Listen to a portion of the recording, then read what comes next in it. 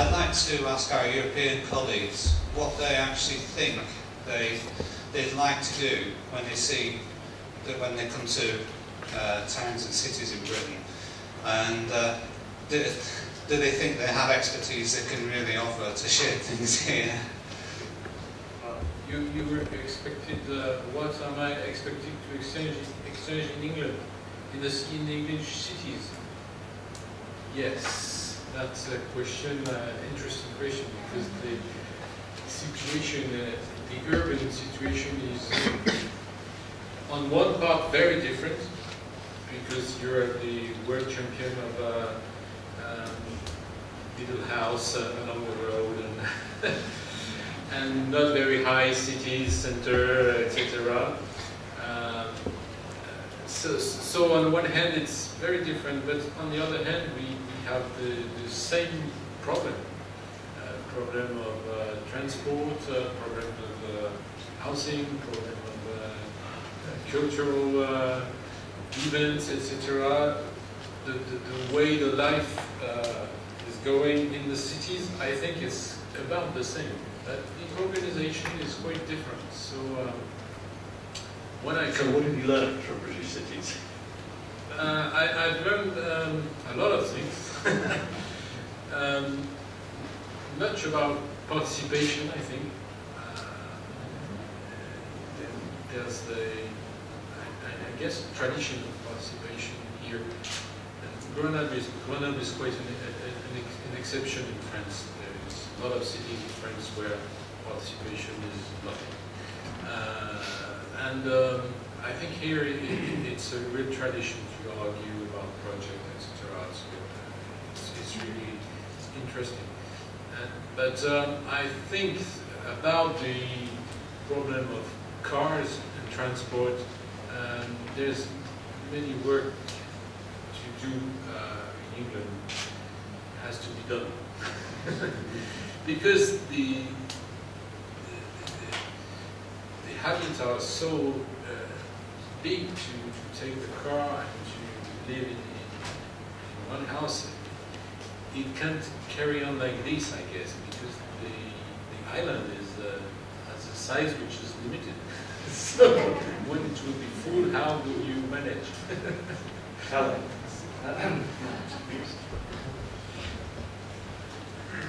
We have the mountain, you have the sea.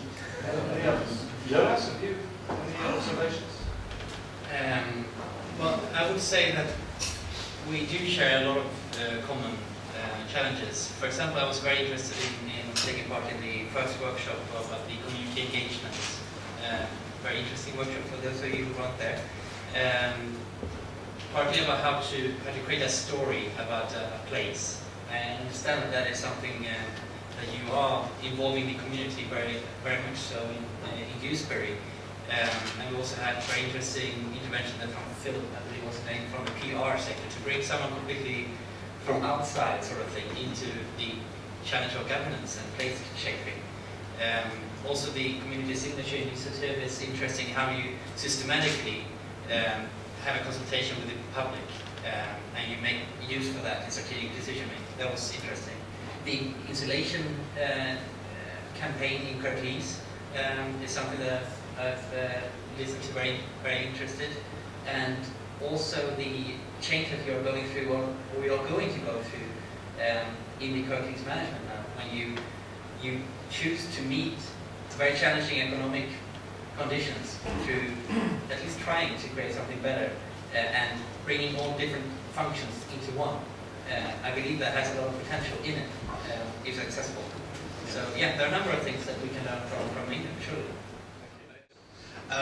Localism is obviously a very important part of today and things like that, and I think from the ground up point of view it's going to help us not sidestep but sort of work around policy, which is national policy, which is something that's maybe curtailed development historically. I think that the UK is a bit bound by policy. We tend to not want to do stuff because we're not allowed to do it, rather than pushing the boundaries, whereas localism sidesteps that. But it also has the maybe a downside of a bit insular thinking. You only think within your local boundaries. I wondered if the panel thought whether or not we need to tap into national programmes, to lift the community spirit, such as the Olympics, more? It seems like something that's going on down in the south. Is it something we can tap into up here? And dare I say the royal wedding and things like that, which will be a great bringing of the community together and things like that. Euro 96 brought the country together, and I think we thought better about ourselves. Localism might do that, but it could get a little insular. And if people think my town's rubbish, therefore the rest of the UK's rubbish, bring it top down that way. Well, I think there's a role for all of these things, like variations of cultural capitals and stuff like that, or world championships. I mean, one is more local, one is more national. But it depends how you do it. I mean, we know, for example, you showed a picture of the dome, Irene, and you know that could have been 20 projects. I don't know what the dome cost. I forgot 600 million. But that could have been 20, 30 million projects. So it really depends how you deal with a big idea. Can you make a big idea be... I mean, I often say, you know, I have my cliches, but one of them is, what is an icon? 100 small things done well are one very big thing. I'm not saying it's one or the other, but just that thought process leads you then to ask the question, yes, we want to do something that feels substantial, but how do you do it? So you can string together a number of smaller things that therefore perhaps allow more people to participate and be involved, and string them together so they feel like a big thing, where obviously then other things have to be overlaid laid on that.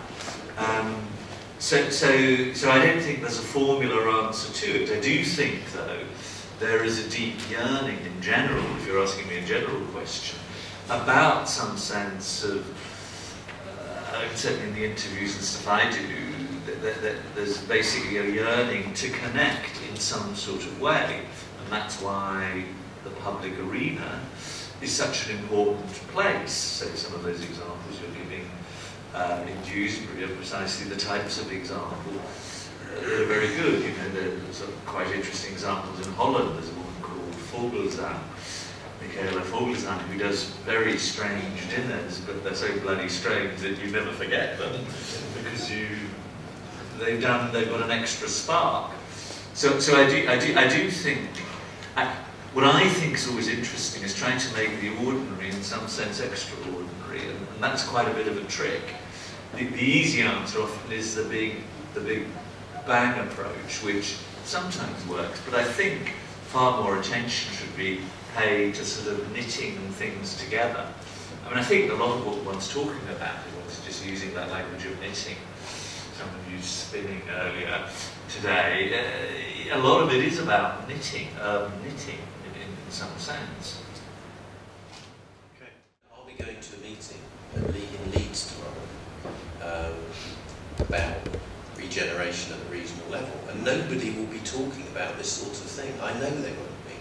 They'll be talking about what they can do with what money they've got left and how we can compete for it in old-style economic development, which I don't think is going to work.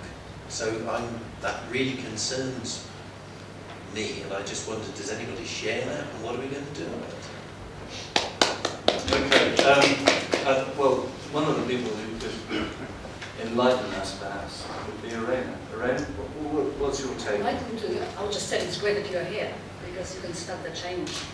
You know, and it's not true that one truth doesn't replace another. And I don't think we are going to get away from needing big regeneration projects. But it's still, because they came out in Huddersfield today, in the station, looking at the square, the new square, that the previous money, the money we had before developed. And it's very powerful. You know, being able to put money into regenerating fabric in places is extremely important. So I don't think one is going to replace another, but because they just need to learn how to work together more.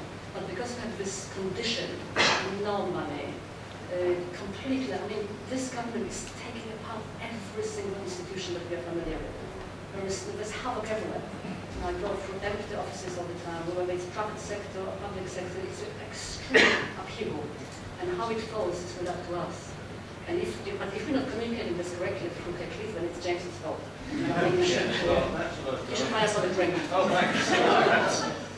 They may cost nothing, the people may pay themselves, or they may cost £20. I remember the Gulbenkian Foundation, this is a long time ago, but you all know that the Gulbenkian Foundation is quite, or I think it still is, an interesting organisation, but they had a scheme which was, they had £20,000 at the time, this was 20 years ago, but you could just, in a very, very simple way, immediately get something like £200 and do something, which then had quite a big effect. And I remember in Huddersfield in 2000, you had that 2000 Ideas scheme. Helsinki had in 2000, well, the 2000, they still had was it the Finnmark? The 2000 Finnmark scheme, where all you had to do, and there was only one criterion, you could easily get the money, was that you had to do something together. So, for example, if a Muslim group wanted to have dinner in public, they had to make sure they invited people from something else. So it was always about connection. That was the only principle about it. So I think there are ways of thinking through money and making money work, well, harder if you want to put it like that, but to have more catalytic effect. But that requires also reassessing much of the rule system. I mean, it's probably a very simple question, but there's so much potential out there for us to actually exercise our creativity on. I'm just asking the question, where should our priorities lie? My focus is a lot on the detail, really, but clearly there is a need to move things at other levels as well. I'm just thinking that a lot of us will have the opportunity to kind of intervene in this process, involve ourselves at various levels. Where does the real change need to be, and where can we best direct our efforts? Quite a lot is actually to do with communication. But so much of what communication has turned into is really sort of marketing in a sort of more selling way. Whereas there is a huge communication task about and stringing these things together that are happening. And I find it irritating, not your question, I don't think your question is irritating, but I find it irritating that we always talk about these sort of small social projects, this, there, all of that.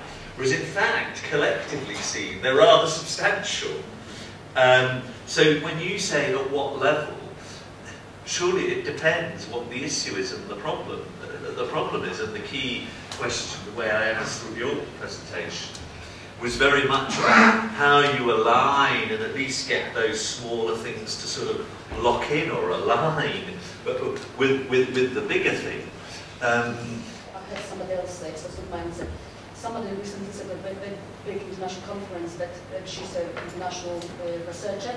She said that the only real change she's seeing, the only places where she can see real change, real experimentation, is on the level of the city and towns, not nations, not regions, not continents, but cities. That's what most innovative thing is happening. So the answer for me needs to come, and you.